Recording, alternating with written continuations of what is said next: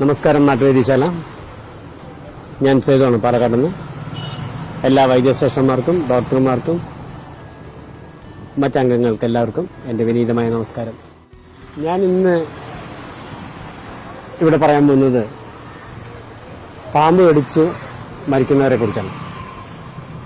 സാധാരണഗതിയിൽ ഒരു മനുഷ്യനെ പാമ്പ് കടിച്ചാൽ അയാളുടെ രക്തഓട്ടവും ഹൃദയമിടിപ്പും നിലനിൽക്കാൻ എത്ര സമയമെടുക്കും?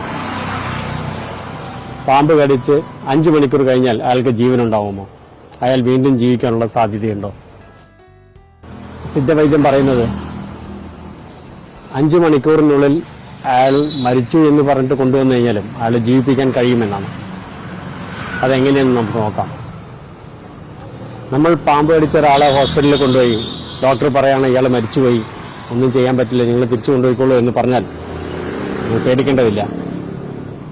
സാധാരണ പാമ്പ് കടിച്ചാൽ രക്തഓട്ടം നിലയ്ക്കും, ഹൃദയമിടിപ്പും നിലയ്ക്കും, എന്നാൽ ജീവനുണ്ടാവും. ഇനി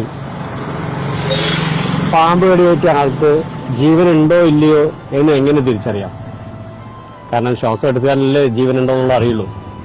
ഇപ്പൊ ഹൃദയമിടിപ്പും ഇതെല്ലാം പോയി കഴിഞ്ഞാൽ തീർച്ചയായും എല്ലാവരും പറയും മരിച്ചു എന്ന്. അതിനുള്ളൊരു വഴി, ആ പാമ്പ് കടിയേറ്റ ആളുടെ ഒരു ചെവിയിൽ കൂടി കുറച്ച് എണ്ണ ഒഴിക്കുക.